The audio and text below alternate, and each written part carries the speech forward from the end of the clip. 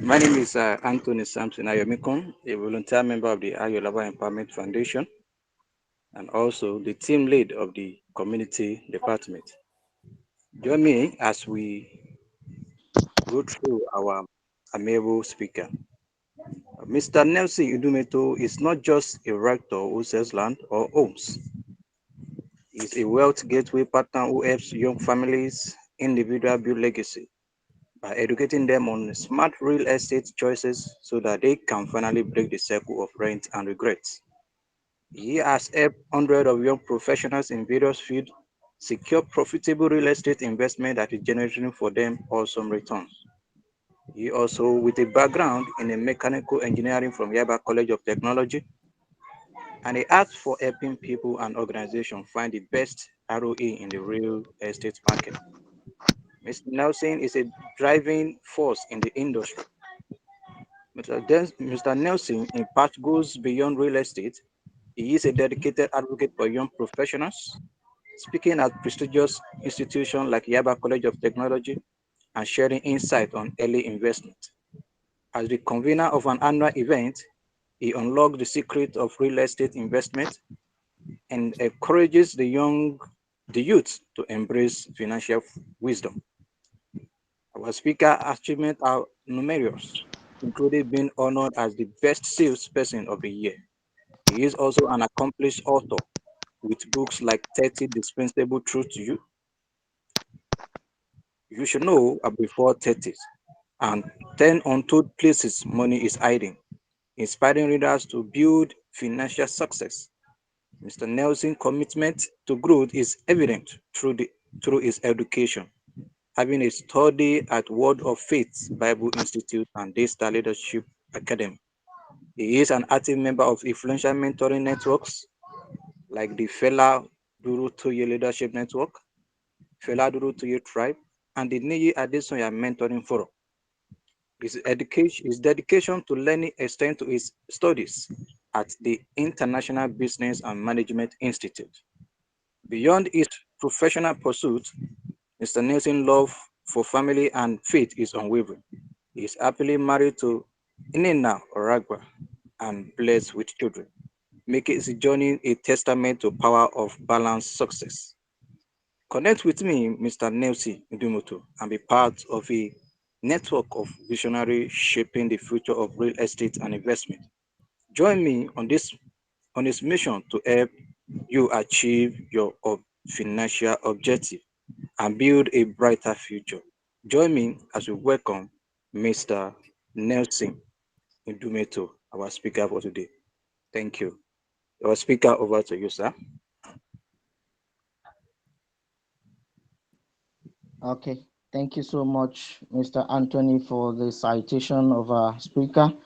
Right now, our speaker is, we'll listen to the mentorship video at the moment. Our facilitator is trying to connect with us. Um, our facilitator, Mr. Undumetu Nelson, is trying to connect with us. Um, let's appreciate him. Thank you so much for the virtual clap. Thank you so much for the virtual clap. He will join us soon. In the meantime, oh, I think he is in now. Mr. Nelson, please can you confirm you are here with us? Yeah, I'm here. Oh, great to have you, Mr. Nelson. Mr. Nelson, great to have you. That was a wonderful citation by Mr. Anthony. Thank you so much. Right now, Mr. Nelson, you have the floor. Let's do justice to today's special topic, the power of diligence in career growth and workplace excellence. Over to you, sir. Okay. Good evening, everyone on this call. Apologies, I came in late. I was addressing a business concern. Apologies, I came in late. Special regards to my Egbon, Mr. Ayolawal. I celebrate you for this invite. Thank you very much for giving me the privilege to be on your platform. Thank you. I do not take it lightly. I deeply appreciate it. All right, now going straight to what is before me, the power of diligence in career growth and workplace excellence. Well, I'm sure that my profile has said a bit about me. So one, I manage a real estate firm called the Homeway, and at the same time, I manage an educational outfit. So these two things I do, and I think drawing experience from there, I can be able to share certain insight on this topic. Recently, there was an outburst on the media. First, I want to believe everybody can hear me. Yes, we can hear you loud and clear, sir. Fantastic. So recently, there was an outburst on the media when the CEO of Money Point was making a statement. And a lot of people were criticizing him. Why will he talk like that? Why will he say such a thing? And he was getting support. Some people were criticizing his statements about him not being able to get the kind of people he wanted to work for him. But the truth of the matter is that while he got support and why he got critics, for me, if I am to say something based on that, the truth is that when you're managing a business worth billions, the truth is that you have to be very intentional about the people you bring in.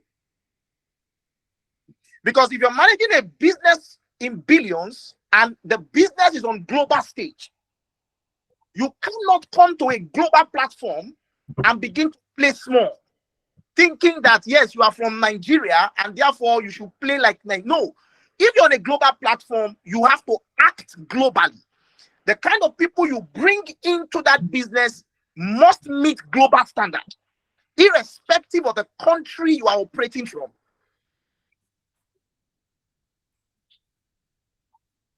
So if you have a career or you are working somewhere, this is what I tell people.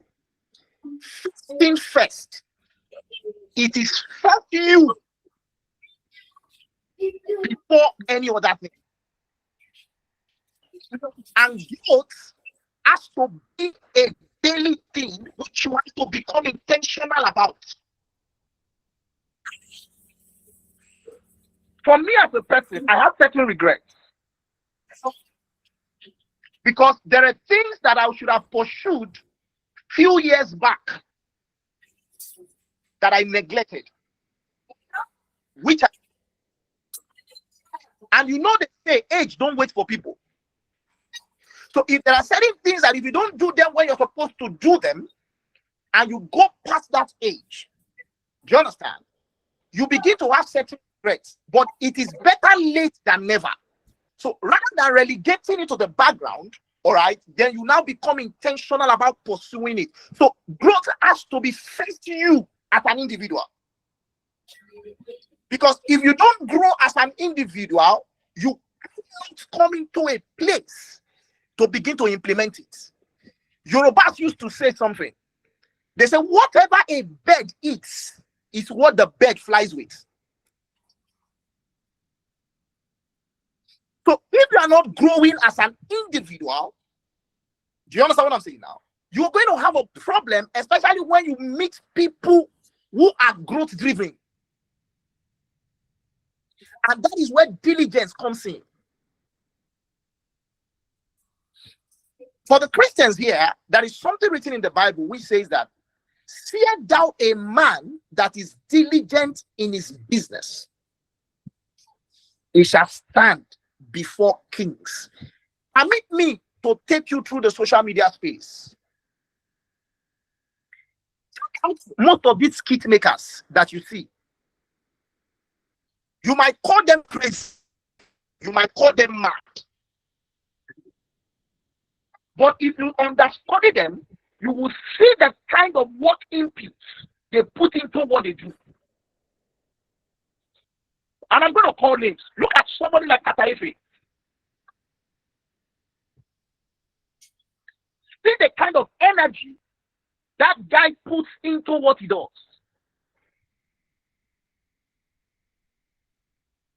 Yesterday, I still stumbled into Halloween party. See the kind of energy those guys put into what. That is nothing short of diligence. Because if you understand physics, physics says input output. When you check the ratio of input output, you get efficiency. So they say garbage in, garbage out. So there must be a quality of input you have to put into something which now determines your output effects.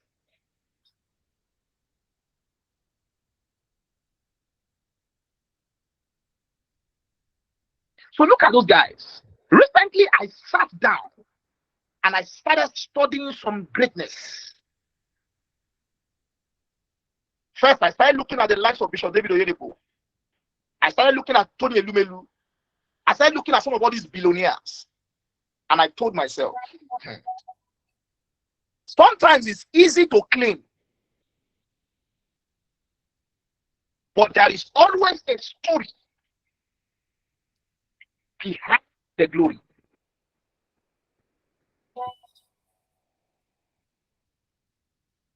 Are we together? Or am I too fast?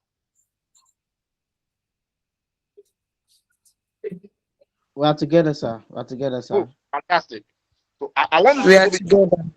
good. I want to be sure we're on the same space. But there's always a story behind the glory. Sometimes, if you see people who are close to these people, especially their PAs will tell you the kind of work ethics these people go through. And sometimes you could hear them say things like, they don't get up to 4 hours sleep in a day. I manage an educational firm, and you won't believe the kind of work input I put in. I didn't know when I started losing weight. Because for me to even eat became a problem. Somebody might want to conclude and say, you are not working smart, you are working hard. See, let me tell you the truth. Let me tell you the truth. For me, there is smart work. I agree. But even inside that smart work, for me, it's still hard work. Smart work is just like you are leveraging technology, or you are leveraging AI, or you are leveraging certain platforms for you to push out certain things. I understand that smartness. But even in that smartness is some level of hard work. And if you check most of these things, the real hard work actually starts from here. That is why you see some organizations, they pay the CEO more than they pay the gate man. And the gate man is there doing more of the manual works. But the CEO is up doing more of the intellectual work. Because it is the intellectual work that actually brings in the money. So for me, it was more of intellectual work and management. And I can tell you how much that intellectual work and input brought into my bank account.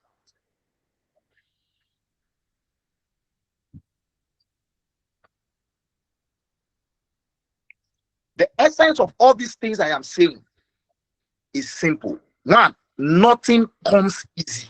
Just get that fact. Nothing comes easy. Nothing. And the fundamental price to pay for greatness, as far as I am concerned, is work. It's work. You got to, and here is my own philosophy. You choose to agree, you might choose to agree, you might choose to disagree. But it's something that I live by. And what's that philosophy? The philosophy is this.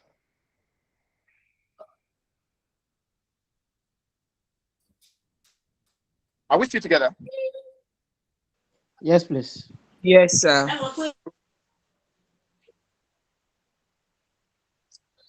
And the philosophy is this: everybody, I repeat, everybody, everybody can actually make it to the top if you are willing to pay the price.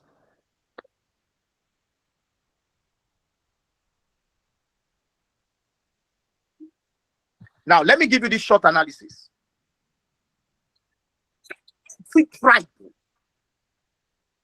in this country, free tribe, every state, and check every gender, whether male or what now, or female.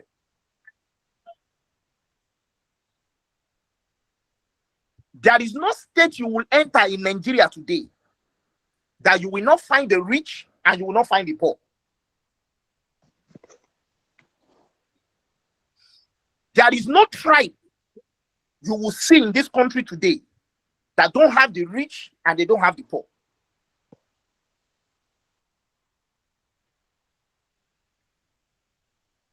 And if every other thing remains constant, the distinguishing factor that you might trace it down to might be work.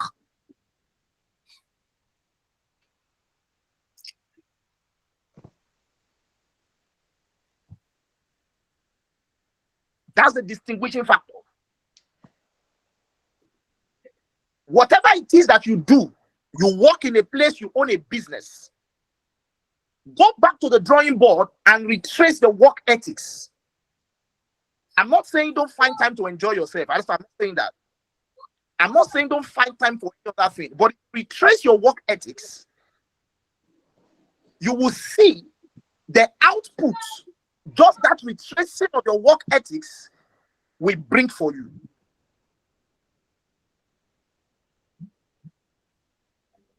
So I believe anybody from anywhere can amount to anything.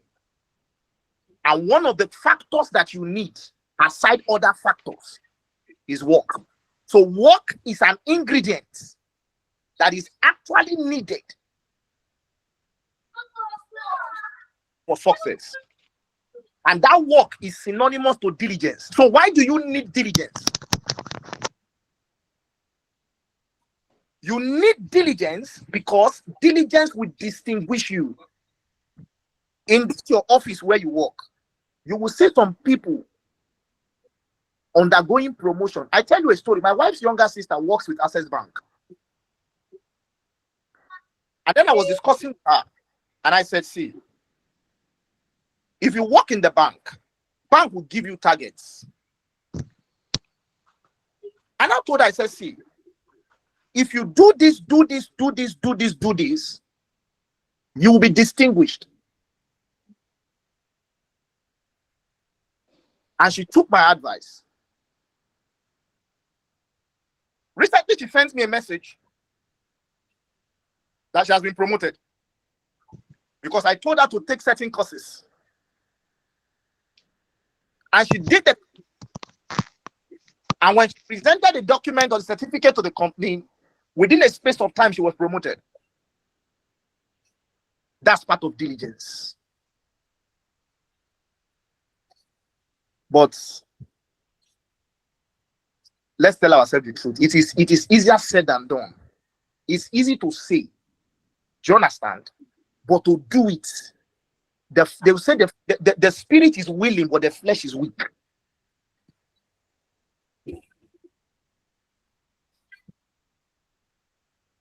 Sometimes to get up in the night, to stay awake for certain hours, it's not beans. Permit me, I'm using all this language. I know it's a professional setting, but I'm speaking from my heart. It's not easy, but you have got to be intentional about it. You have got to be intentional about it. Except you don't have what is driving you. If you got what is driving you, if you have something pushing you, you have something driving you, you're going to put in the work. You are going to put in the work. You would. You would. So diligence is required in everything that you do, in your workplace, in your business, even the people you employ, the people you are bringing into your system. You must transfer the value of diligence into them. Sometimes this is their closing hour, but because of the diligence you have transferred into them, some of them, they know that their task for the day is not done, all right? And they put in extra hours, even without you being there. It shows that you have transferred a culture of diligence into your system.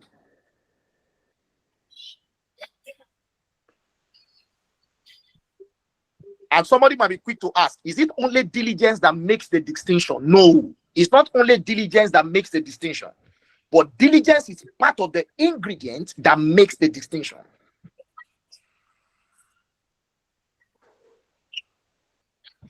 Somebody might also want to say, hey, work hard. I've heard work hard. I've heard work hard. I have work. There is still nothing to show. I repeat again, diligence is not only the required ingredient in the pursuit of success, but diligence is a major ingredient in that pursuit. Because diligence brings recognition. Diligence brings distinction.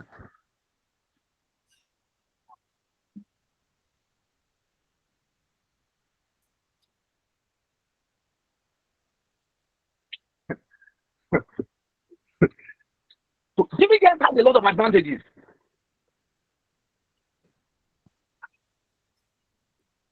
So you are a career person. You're already asking yourself, what courses can you do?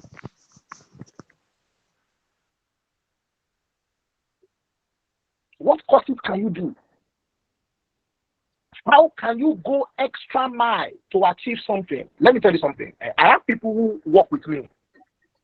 But if you are going to downsize a company and you need to lose staff, if you sit on your drawing board, as a business owner, you ask yourself, this person, I cannot lose this person.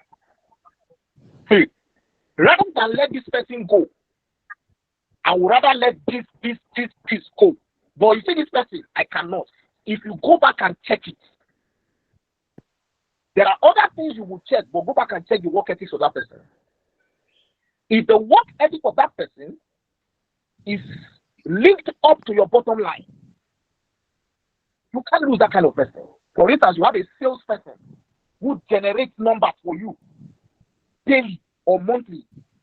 No matter what it is you are downsizing, this person, you will keep that person because you've seen the diligence in what this person is doing, and you have seen the results that diligence is bringing. It's not only to be diligent, your diligence also must produce results. And that is what CEO is after.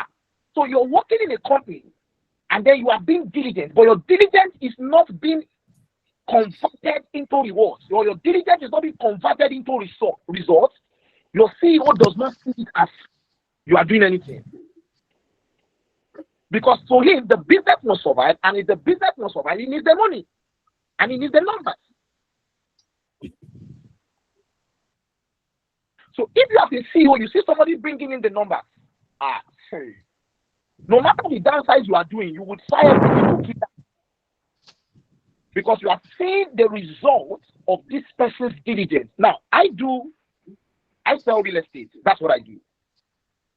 So have somebody on my team, and this person brings in money. So if at the end of the month you want to reward, or at the end of the quarter you want to reward, does it mean that every other person is not doing something? Every other person is doing something. But I am after who is it that is doing something, and I am seeing the effect of what that person is doing on the bottom line.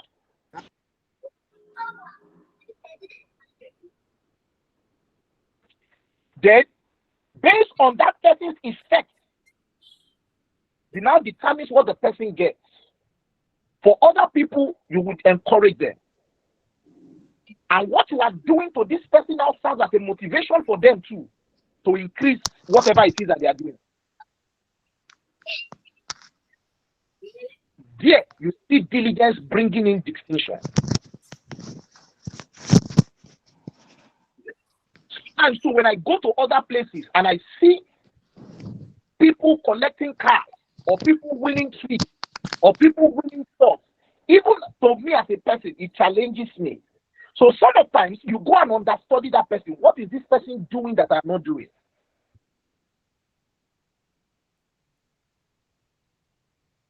But there is nothing new under the sun. Every secret can be uncovered. And the moment you discover that secret, you put your energy into it. Excuse me, sir. The way the word works, if you give it what it requires, it will give you the results you are looking for. It's a general principle anywhere. You know this, and this, and you put in the effort, you put in the inputs, it is certain you will get the outputs. That's how nature works. Except there are other things that are now obstructing it. That's how nature works.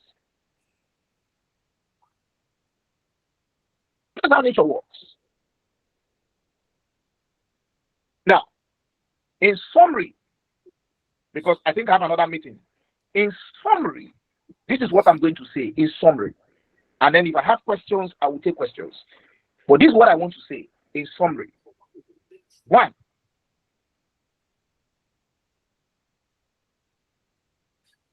nobody will do for you what you can do by yourself.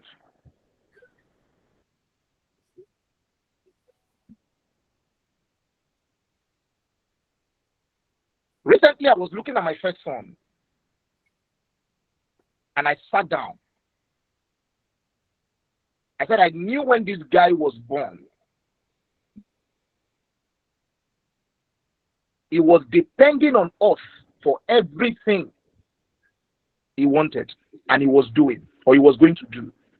So they needed to change his diaper, they needed to take him to go and weed, they needed to feed him.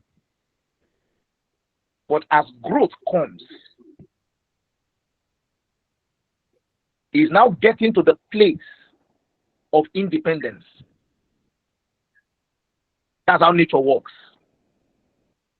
Now, he can poo by himself, go to the toilet, he can go to wee by himself, he can eat by himself. And that is how God designs life. Every one of us, God has given us nose, God has given us eyes, ears, whatever A has, B has it in terms of body organs. But if you refuse to breathe by yourself, you can't blame God if the person dies young. Because the person has chosen not to breathe, even when God has given you the platform to breathe. So you have been given the platform. If you now refuse to accept responsibility for that growth, then it's no longer God's fault. It becomes your fault. Because everybody has got a platform. So if I refuse to breathe, when I have the organ to breathe, and I can breathe, and now refuse to accept responsibility for breathing, and anything happens to me, then God is not to be blamed. I accept responsibility for that. So, no matter how I love my wife, I can't eat for her. She has the responsibility to eat. If she doesn't eat, she sees the effect in her body. She sees the effect in her system. But she has the ability to eat, and there is food to eat. So she refuses to eat. The effect shows on her body because she has refused to accept the responsibility for eating. So the same way you work in an organization, you know these are the requirements for growth, and you refuse to accept the responsibility required. And if you refuse, if you are not promoted, you can't blame the organization. You accept responsibility for it. There are courses to do, there are degrees to earn, there are certain requirements that are expected of you. If you don't put all these things into check, Forget the fact that we live in a country where even the less intelligence are ruling the most intelligence. That's a discussion I don't even want to get into. So that thing already is corrupting the work ethic system. So somebody comes into an organization and he says, okay, I have a first class. And somebody comes and says, I have a third class, but I know the governor. The governor asked me to come here.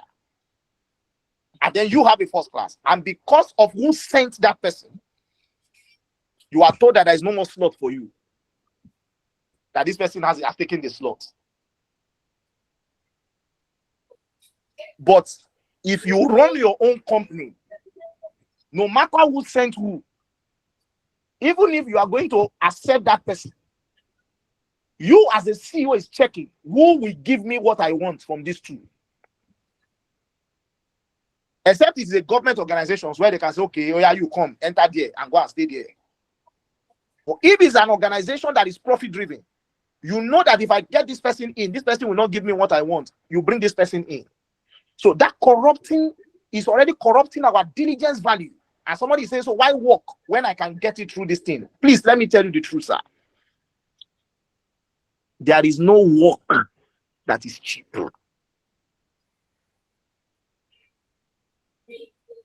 And that is the way God designed life. He told man, he said, before you will make money, you will sweat.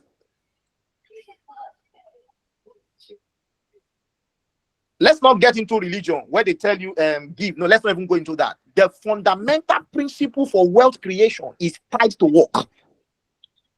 Man, you must work. That one has settled that matter in my mind long time ago. You must work. Diligence has to be part of it. You must be dedicated to what you are doing. Even the Bible says, except a corn of wheat falls to the ground and die, it abideth alone. Dedication. You must be committed to your growth. If you're a young person and you are listening to me, that is the mark for distinction. You must be committed to growing. It's a daily responsibility. I have my own regrets. Oh, man, I got my regrets. And it's paining me. But of course, I've accepted responsibility. And these are the things I have learned. That is why you see me talking the way I'm talking. You must accept responsibility for your growth. Nobody will do it for you. Nobody. If you see anybody who wants to travel out of the country, sometimes go and see the way they hustle for money. And when they get to the country that they are going, go and see how they work. Just because they have a target to meet up with, or they have responsibility and bills to pay. The Bible says, he who refuses to work should not eat.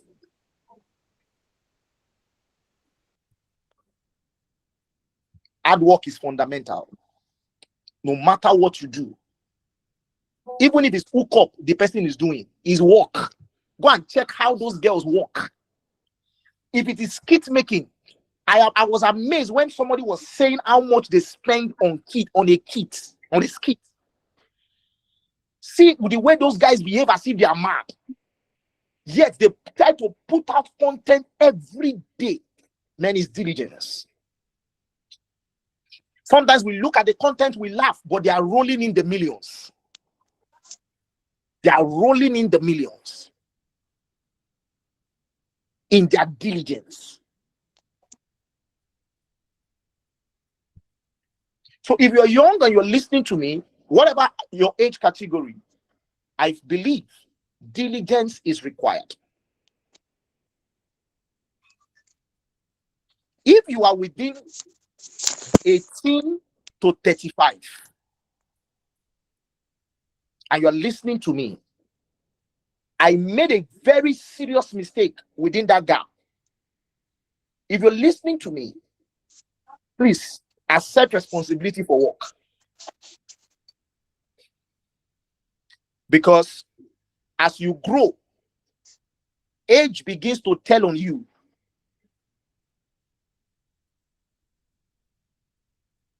And there's a level to which you get to as a man or a woman that you might not have that strength to walk like you were young. At that point, the resources you have left and the investment you have done now begins to work for you. So if you're within 18 to 35, maximize it. I'm not saying if you're beyond 35, you should know, you continue. But there's a level you get to where you might not be able to put in that work. That energy might not be there as well. At that point, certain resources that you have appointed in several investments will now begin to do the errands for you. But fundamentally, I want us to have it in front of our mind. Diligence is a requirement. If you sell shoe, whatever it is you do, be shameless. People will mock you your own too much. Now only you, this one. The reason why they are mocking you is because they try to walk like you are walking, but they can't. So because they cannot match that energy, it attracts critics. But it is you who knows what you are pursuing. It's you who knows what you are running after.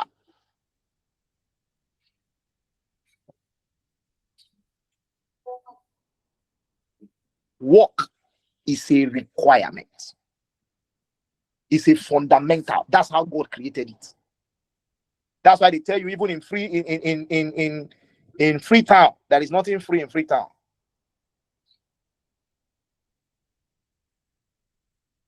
So, practical ways to build diligence.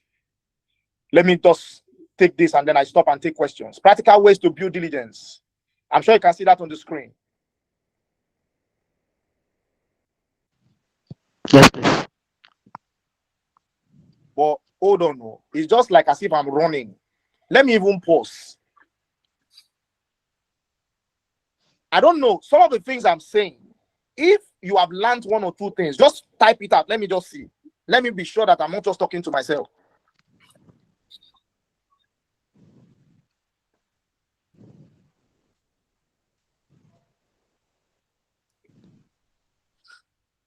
I want to see it in the comment section. Somebody said no work, no food. Fantastic.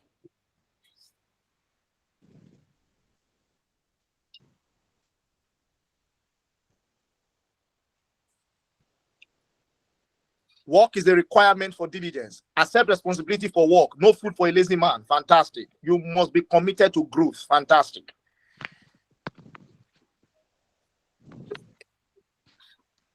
Nothing. Yeah.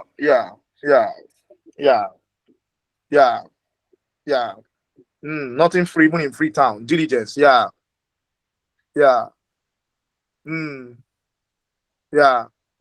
Thank you. You must say, yeah. Consistency keeps good work going. Yeah. Diligence plus hard work equals success. Fantastic. Fantastic. Yeah.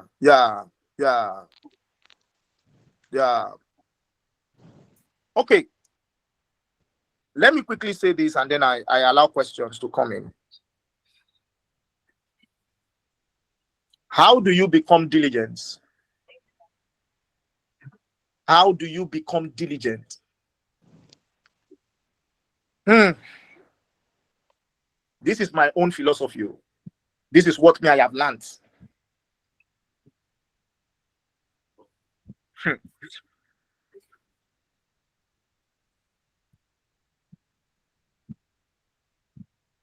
The best way to become diligent is if somebody is pushing you, go and do this, you have not started.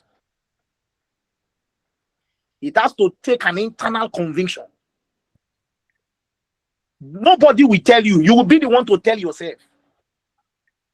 Especially when age is catching up with you and you have looked at it that, man, I don't have any achievement. Nobody will tell you to become diligent. So diligence has to start with you. If you are waiting for somebody to push you, or waiting for somebody to tell you, or you're waiting for somebody to like ginger you, forget. If you are driving on Third Milan Bridge, and you see a towing vehicle towing a fine car. Question: how far can that car run? That car will always depend on the speed of the towing vehicle. Listen to my analysis.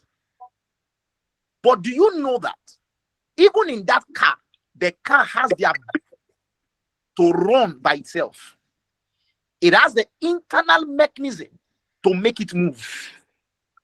And until that car moves by itself with its internal mechanism, that car will not get the best of itself.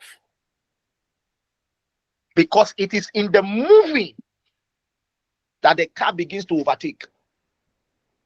It is in the moving that the car begins to run, depending on the driver who chooses the speed to run with.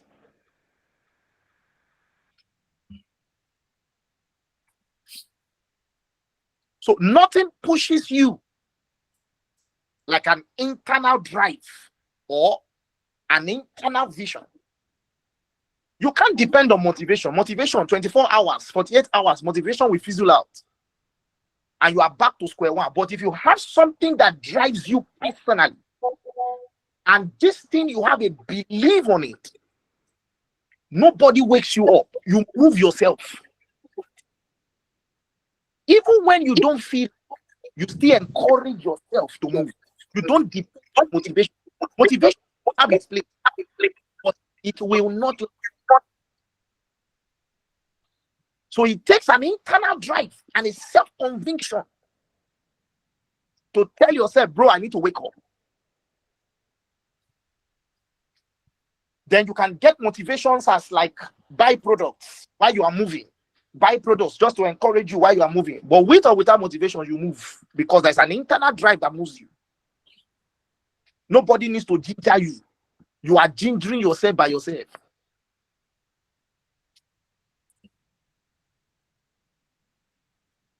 It's just like a man who is approaching 45 or approaching 50 and he sees that there is nothing.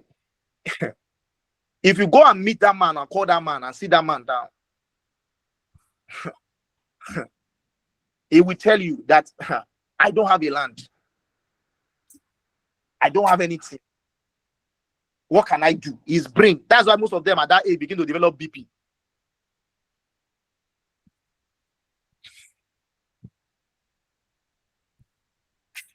So if you're young, please pick the mistakes, pick the errors, but ensure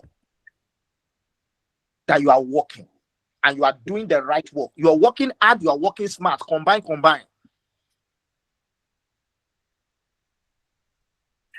Fine. AI is in vogue right now. People are taking advantage of the artificial intelligence. It's an aspect of working smart.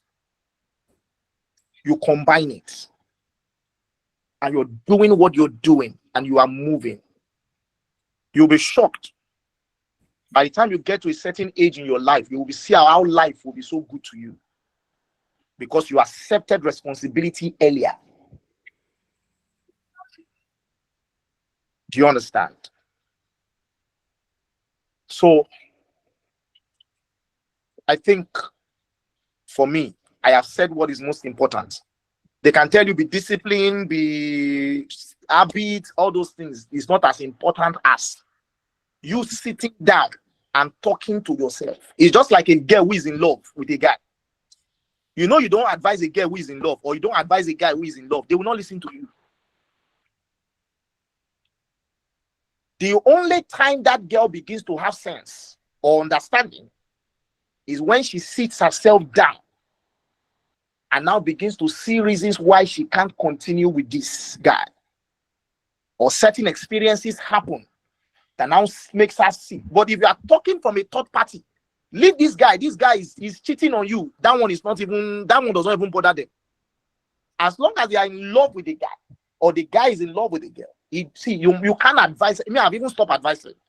Once I notice that you are in love with this person, there is no advice I want to give you because I know you will not listen. So I allow you. When the fingers are now burnt and you have learned the lesson. That time you have spoken to yourself. That's why sometimes you go to church and they say, if you want to give your life to Christ, they say, come out. You come out and you give your life to Christ. But before you leave the church, you have gone back. Most of the time, those kind of repentance, they were based on situations. Like maybe because you are within that wall, the words that the pastor was speaking was now hitting you. But you see real, genuine repentance. Most of the time, it comes from encounter. Nobody can take away from you. That is conviction. So until you see the need to put in the work, there is nothing anybody can tell you that will make you do that until the need is seen by you. So you don't need external motivations from anywhere. You rise up to the responsibility and take the bull by the horn and pursue it. For me, that is the fundamental requirement. Fundamental requirement. Every other thing is secondary.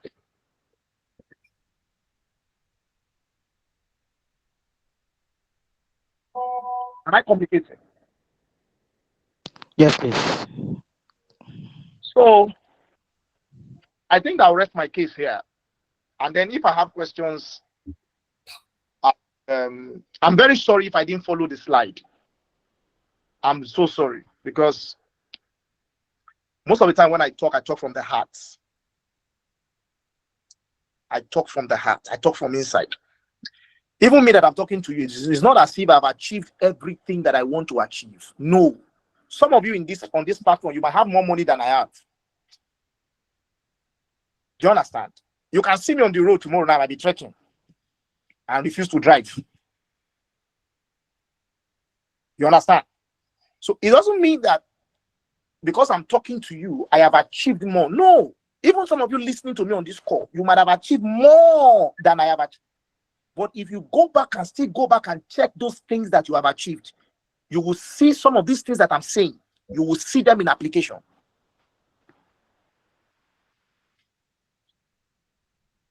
You see them in application. It's just a fundamental principle. And I just hope I've been a blessing and I've helped you gain one or two things. Thank you very much for listening to me. It's a privilege. Thank you so much, Mr. Nelson, for that heart-to-heart conversation that you had with us not quite long. We sincerely appreciate. I mean, what resonates with me the most in this conversation of diligence in career growth and workplace excellence is the fact that you said a lot of things. The fact that the fundamental price to pay for greatness is hard work. And the fact that everybody can make it to the top if we are intentional about it. Intentionality matters, right? And we have to stay consistent, maintain professionalism, document our achievement, and we keep improving ourselves. These are key takeaways that would make us stand out and be diligent in our workplace. Success is the result of consistent effort over time.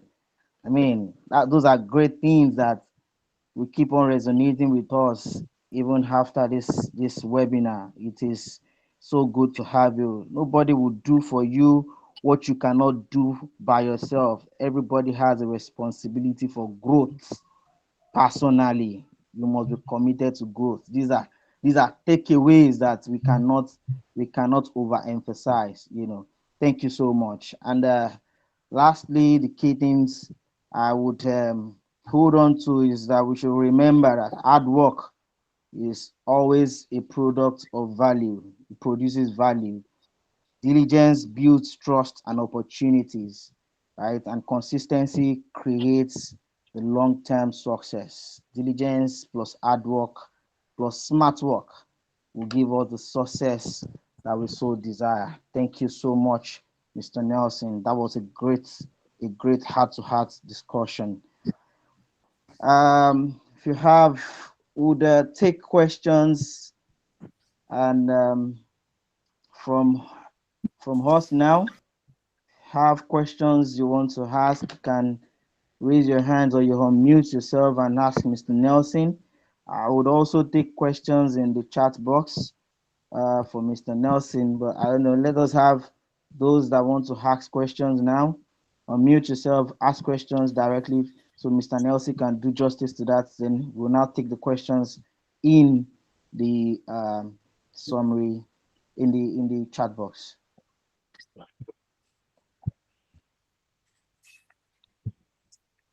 Questions, please. Or do I go to the chat box directly if there's no one asking questions? Let's just go to the chat box then.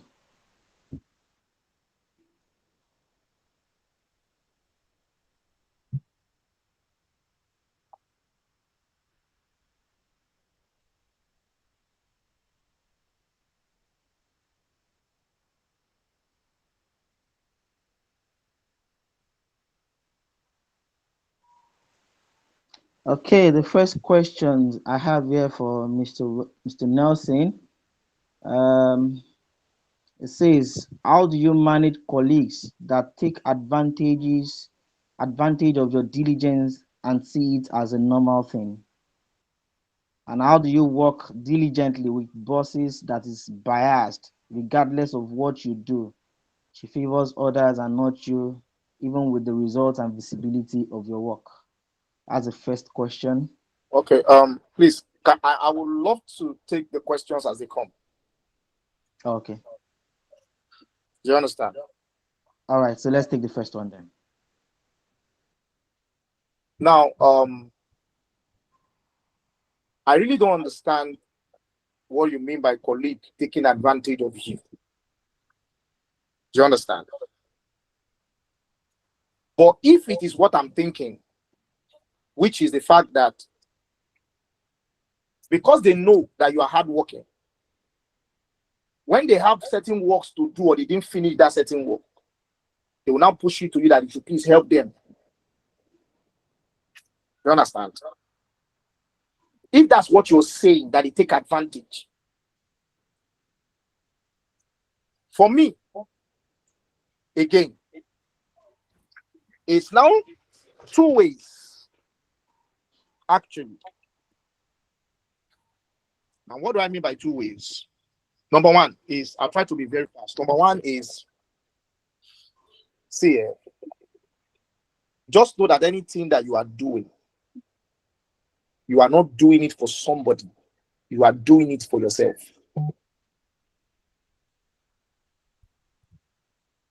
But that does not mean that anything they bring it to your table. No, even you as an individual must stand your ground and be willing to say no. Even saying no is part of hard work. Do you understand what I'm saying? So it helps you to focus on your own responsibility. So if you notice they're taking advantage of you, then you must be willing to stand your ground. Especially when the work is coming from your what's it called now? Is it your subordinates or your fellow colleagues? Maybe not from your superior. You still take a stand and tell them, please, I think I still have work on my table to do. That is if that's the angle that you are coming from. Then for your boss, the thing is that, see, you sit down and ask yourself, what does this boss really want?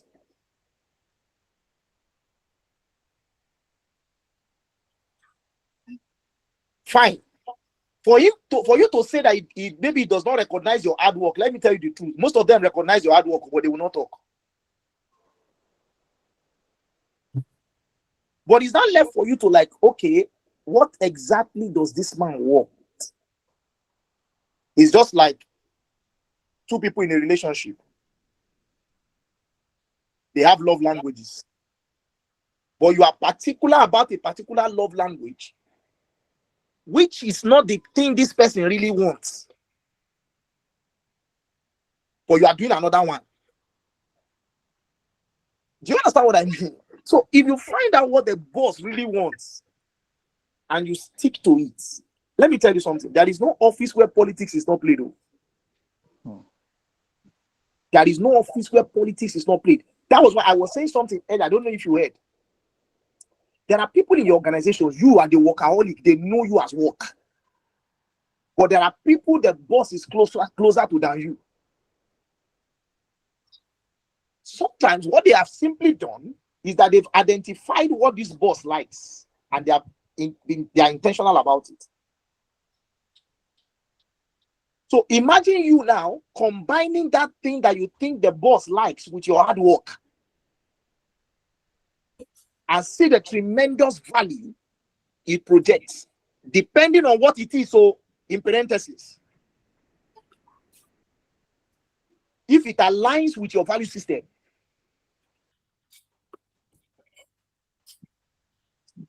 it's like I'm talking too much. Let me take the next question. I hope I've answered that question, Sha. Yeah, that's on point. That's top notch. I think that's the only question we have in the chat box. Oh, fantastic. Yes. Earlier, while you were answering the question, someone raised their hands. I don't know if the person would unmute and ask the question directly now.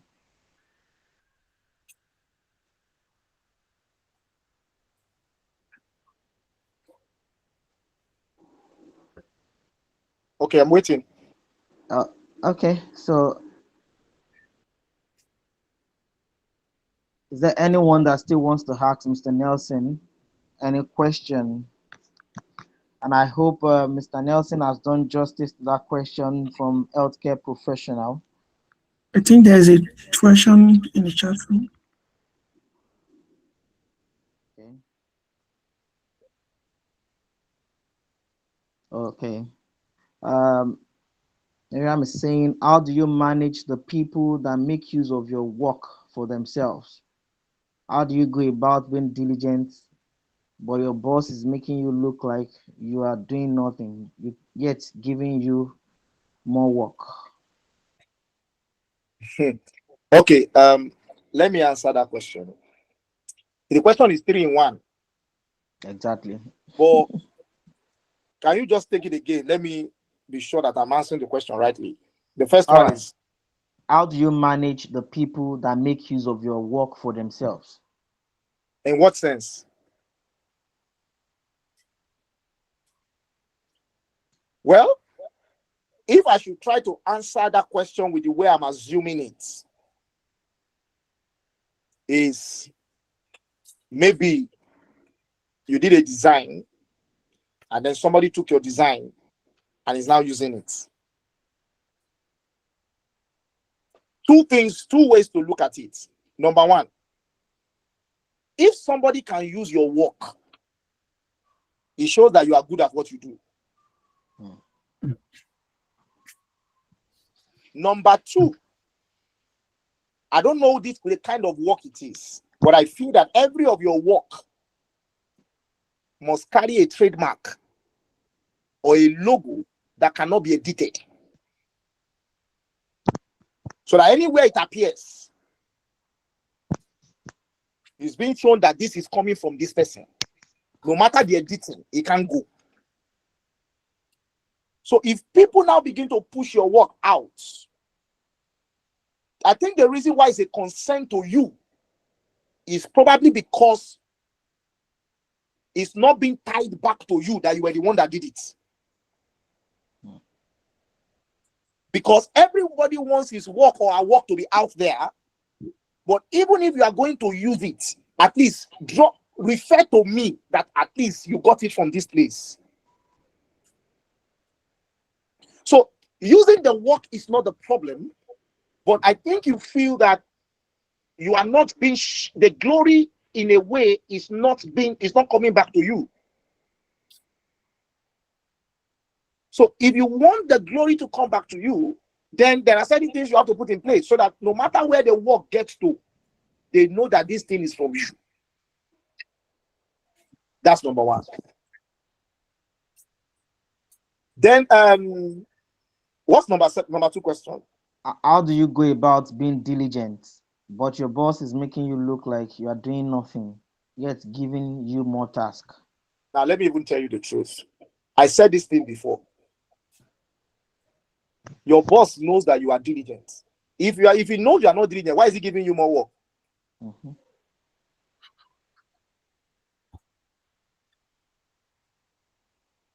Let's analyze it now. They are saying this person is not doing what I'm supposed to do, but he's giving you more work. The fundamental thing is to fire you.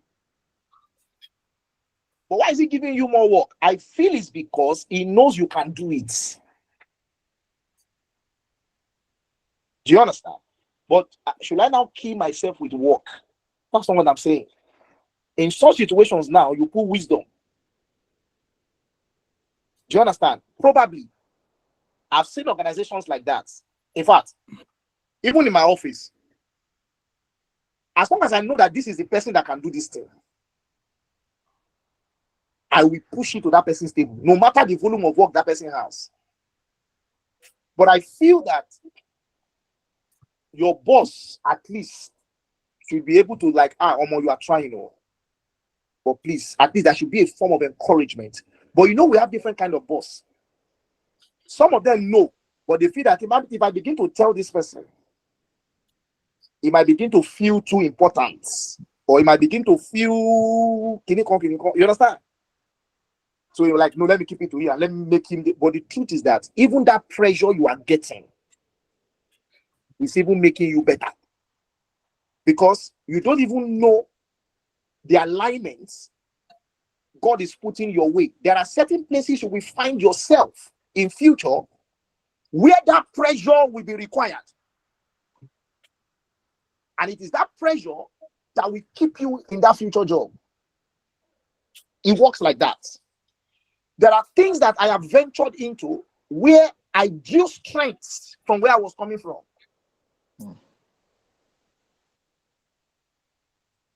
That was where I drew strength from. So, whilst you are trying to adapt to that, you are also telling yourself wisdom because of your health. Wisdom because of your health. Sometimes the real place that these people will miss you is maybe you get a better offer. You are trying to withdraw or you are trying to resign, and they're telling you, no, can we bargain? That is where you will now know that, so you people even know my value. Do you understand? You even know my value. You were just pretending along the way. So if they are giving you more work and you feel it's something that you can do it. It's improving. It's just like a woman who has a maid and has a daughter, and you are making the maid do everything while your daughter or your son is just there gallivanting and all of that. In the nearest future, you are indirectly building the maid to be better off. That's the analysis. Because in the nearest future, some of the things that will make that maid survive will probably be the pressure that you have made her go through while she was in your place. Because it's part of her experience. So in whatever situation she finds herself, she can handle it. If it is pressure, I've been there. Less pressure, I've been there. No pressure, I've been there. Because there are people, you bring them into a new workspace where there is high pressure, but they can't maintain it because they've never been in that situation before. So everything we catch along our journey in life is counted as experience, which can be useful tomorrow. So if you feel it's something that you can adapt to, why not? It just makes you better. But in doing that, ensure that it does not affect your health. Very important. Next question, please. All right, thank you so much. Thank you so much, Mr. Nelson. That in fact says that we should balance our work and our health to avoid burnout. That's very thoughtful. Thank you so much. The next one is saying that what if you are doing your best at work just to meet targets, but others sees it as eye service? How do we balance it? Oh, I talked about this thing when I started my talk. I said most of the time when you are in a place of diligence, it attracts criticism. Mm-hmm. The reason why it's attracting criticism is because those people have tried to be like you, but they can't. So, in a way, they are jealous of what you are doing. And most of us are guilty of it.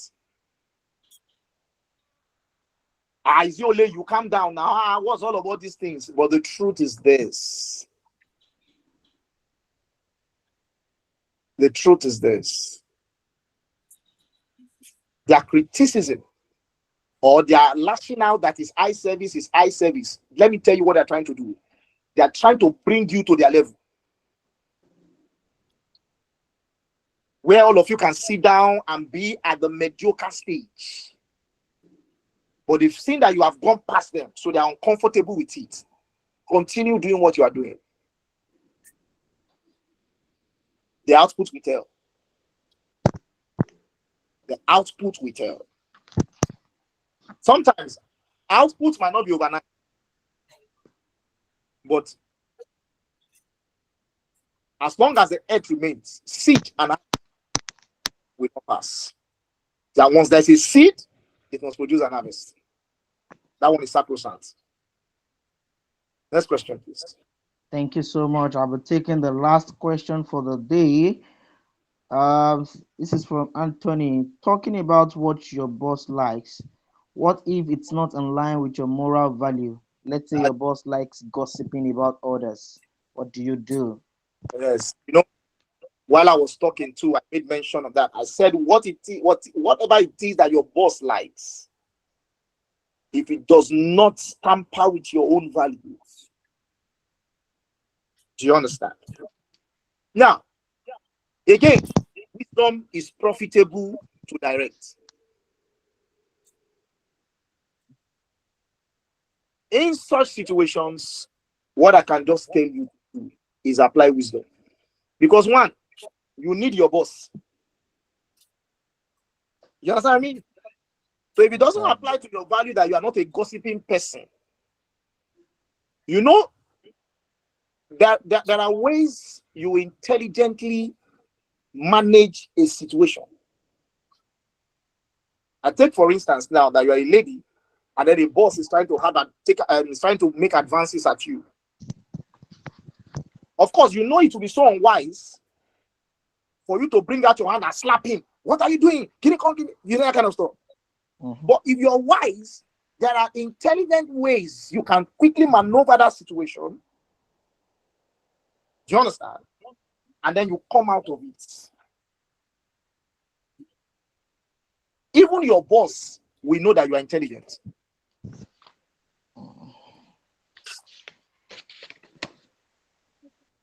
So for me, it's wisdom. You look at it critically and say, this thing this man is doing, it does not align with my moral values. But I still need him. Because he has certain place in this task or in this project that I am doing.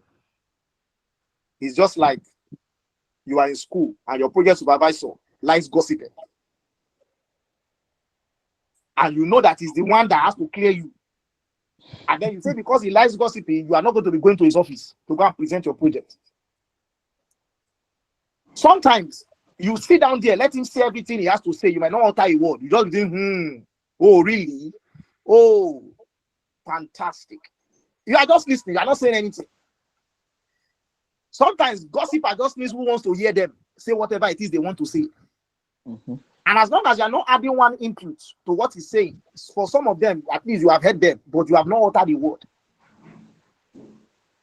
But you imagine now that you walk into his office and he's trying to say something.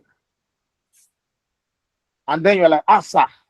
And I'm not really a gossiping person, no. It does not make sense. You have not applied wisdom. You understand? So you need wisdom to maneuver. If you work in a corporate organization, there are many things you will see there.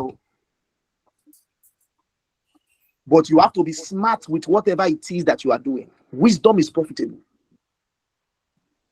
I'm not saying go decline your moral values. That's not what I'm saying. But in maneuvering it is wisdom.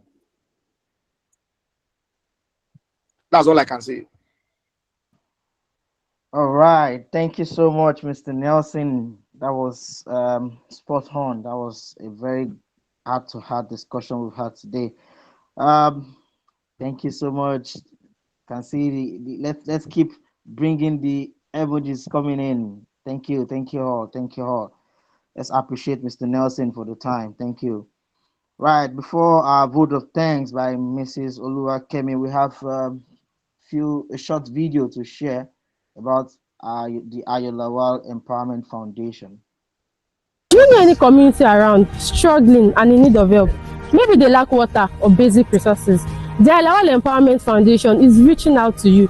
We want to hear from you. We are calling for nominations of communities that need help. Maybe there are people trying their best but still struggling. We want to hear their story. We want to hear from you. Together, we can bring hope to where it is needed the most.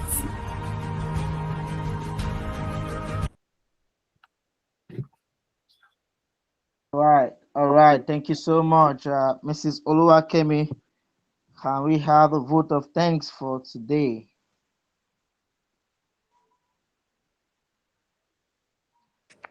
Mr. Olumide.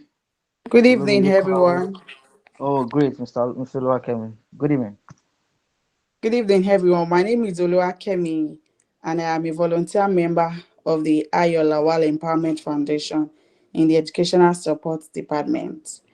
So, on behalf of Aleph, I would like to sincerely appreciate our distinguished speaker, the person of Mr. Nelson, for taking out time to share his knowledge, experience, and valuable insight with us today on the topic of the power of diligence in career growth and workplace excellence. Like he has rightly said, diligence is non negotiable to growth and to success in life. So, want to say thank you so much for your contribution has been truly impactful and inspiring, and we are grateful for your support towards this empowerment initiative. And also to my fellow participants, thank you all, everyone, for your time, for your presence, your engagement in this section, and to our previous sessions that we have been having. Thank you for always joining, always engaging. Thank you for your time. We are not taking that for granted. I believe we have all learned so much from this session today. We have been impacted so much by Mr. Nelson. Thank you so much once again. To the Mentorship Rendezvous department, I want to say thank you to everyone in the department for putting this session together. This is wonderful. Thank you for always giving us back to back. Wonderful session every time. Thank you once again. And to Halef, the Empowerment Foundation. Thank you, Aleph, for always organizing this. Thank you so much to everyone at large. I want to say thank you, thank you, thank you for your time. Thank you once again, and enjoy the rest of your day. Do ensure that you follow us on all our social media handles. We are on Instagram, on Facebook, on LinkedIn. Do ensure to follow us on every of our social media handles. Thank you so much, everyone. Have a great evening.